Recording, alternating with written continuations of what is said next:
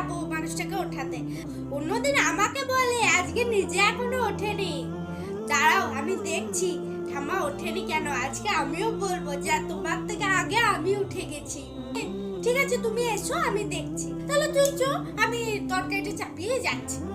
ঠাম্মা, ও ঠাম্মা, ও ঠাম্মা, তুমি এখনো ওঠোনি?